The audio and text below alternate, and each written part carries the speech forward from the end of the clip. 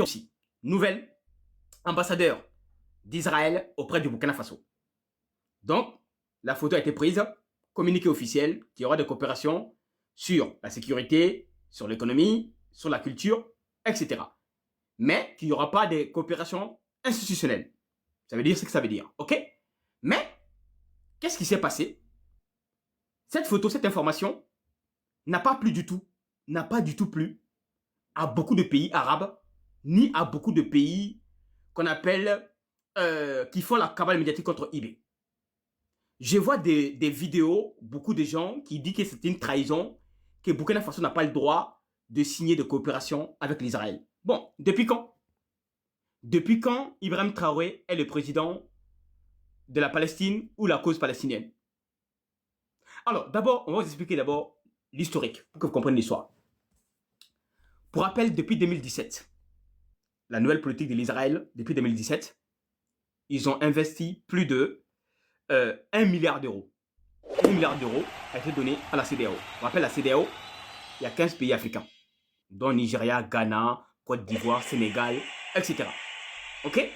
Depuis 2015, depuis 2017, Netanyahou a donné 1 milliard d'euros pour financer l'électricité, les projets sur l'agriculture, etc. Ensuite, le pays du Sénégal. C'est important parce que les pays, je vois beaucoup de musulmans qui font l'hypocrisie là. Le Sénégal, merci Lamine. Le Sénégal que vous connaissez a des coopérations diplomatiques, économiques avec l'Israël sur le plan l'agriculture, sécuritaire, etc. Les Sénégalais, c'est vrai ou c'est faux? Si vous dites c'est faux, je vais vous montrer la source. Le Sénégal, qui est pays musulman, qui dit qu'il soutient la Palestine, a des coopérations avec l'Israël. D'accord? Ensuite, il y a 40 pays africains.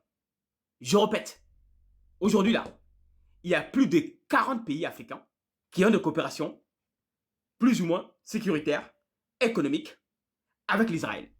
Mais pourquoi, quand le Burkina Faso reçoit un ambassadeur de l'Afrique du Sud, certains font les choquer comme si IB a trahi. IB a trahi qui? Personne. IB n'a jamais dit que sans la Palestine, que le Burkina Faso ne sera jamais un pays souverain. Si quelqu'un trouve une citation, il n'a qu'à me montrer. Beaucoup de gens se réfèrent du discours du jeune capitaine Thomas Sankara. Alors, qu'est-ce qui s'est passé?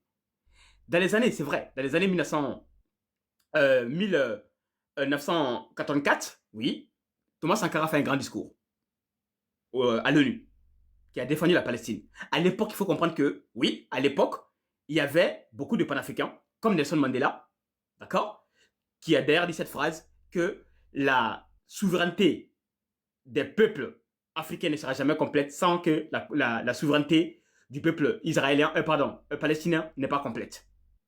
Voilà, quelque chose, je paraphrase un peu. C'est vrai que Thomas Sankara aussi a fait un grand discours pour soutenir le peuple palestinien. Mais à l'époque, on est dans les années 80, 90. Est-ce qu'il y avait les terreaux en Afrique? Non. À l'époque, dans les années 90, pour rappel, les terreaux ont commencé à arriver en Afrique de l'Ouest à partir de 2007. 2007, après la fin de la guerre entre la Russie, l'Union soviétique à l'époque, et ce qu'on appelle l'Afghanistan.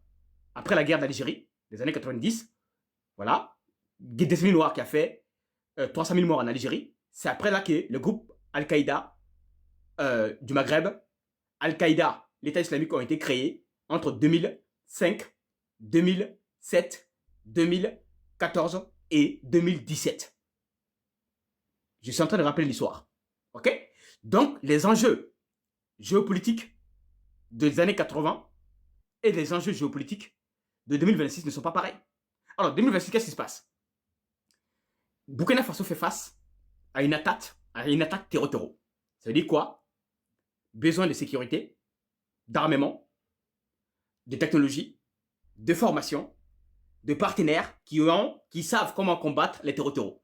On l'aime l'Israël, on n'aime pas. C'est un pays qui a passé là comment combattre les terreau-terreau. D'ailleurs, c'est pour ça que l'Israël a éliminé tous les chefs du Hamas, de ce qu'on appelle du Hezbollah, voilà, avec les engins explosifs qu'on appelle les Kalkowaki, espionnage et surtout ciblage avec les drones. Donc l'Israël, elle est les meilleures en matière de vente de drones, y compris technologie, espionnage. Donc IB pense aussi à la sécurité des Burkinabés, qui sont attaqués par les terreau-terreau tout le temps. Donc la coopération qui est signé, il y a écrit sécuritaire. Ça veut dire quoi? Les jeunes burkinabés seront formés pour apprendre les technologies, drones, surveillance, et surtout aussi comment traquer et débusquer les terreaux. Est-ce qu'il y a quoi de mal dans ça? De vous à moi, je pose la question. Un président qui pense à la sécurité de son pays d'abord, avant tout. Parce que l'Africain moyen pense que la politique, c'est une question de morale, la vertu, le bien contre le mal. On dit que l'Isabelle, ce ne sont pas des enfants de cœur. Hein. On sait, ils ont le royaume de David, c'est un État colon, c'est un État impérialiste, on est au courant de tout ça. Mais l'enjeu, c'est quoi? L'enjeu, c'est que le Burkina Faso, c'est un pays qui a aussi des intérêts vitaux. Protéger sa population, d'accord? Et diversifier sa coopération, et surtout qui a des besoins, comme pour tous les pays africains, des technologies, des savoir-faire, des pays qui peuvent nous aider à fabriquer, surtout les Burkina Faso, pour rappel, fabriquent des drones, avec l'entreprise qui s'appelle Nanatech. Nanatech, depuis 2023, développe technologie de drones, mais ils ont besoin le R&D développé, recherche fondamentale et développement, et pour cela, il faut des pays comme l'Iran, comme l'Isabelle, qui peuvent augmenter la performance des drones qu'on appelle qui sont fabriqués dans certains pays africains. Ok? Donc, conclusion, la politique et la morale sont des choses distinctes et les États ont des intérêts parfois supérieurs. Ok? Pour preuve, les pays arabes qui font les choqués là, l'Arabie Saoudite, le Qatar, les Émirats Arabes Unis, qui sont les premiers financiers des terreaux? Voilà. Au Soudan, qui font les guerres au Soudan, au Mali, etc. Ce n'est pas les pays comme l'Arabie Saoudite, le Qatar, les Émirats Arabes Unis. Donc quand ça les arrange, hein, ils se disent ils font le combat panafricain. Alors qu'eux aussi, ils ont un projet. Les pays arabes, depuis 2014, les Émirats Arabes Unis, ils ont un projet qu'on appelle le wahhabisme. Alors le wahhabisme, c'est l'islam aux origines rigoriste qui applique la charia partout. Donc ils ont commencé à cibler beaucoup de pays africains. Le Tchad, Somalie, Soudan, y compris Éthiopie, y compris le Sahel aujourd'hui. Voilà pourquoi ils ont des liens bizarres, nébuleux, avec certains groupes, Al-Qaïda. Voilà pourquoi ils donnent des médias, leurs médias. Les médias de l'Arabie Saoudite même n'a pas interviewé le patron du FLA, Front de Libération de l'Azawad, qui s'appelle Araba Sintala, qui a été interviewé par les médias de l'Arabie Saoudite. Un terroriste, un chef terroriste. Ok? Donc les pays qu'on appelle les pays arabes, en général, ils ont un projet de colonisation en Afrique.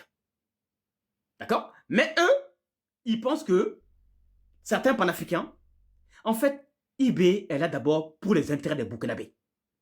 Assimi est là pour les intérêts des Maliens, d'abord, comme Tchali. Donc s'il faut aller chercher la sécurité, des armes, les moyens pour combattre ceux qui sont en train d'occuper nos terres illégalement,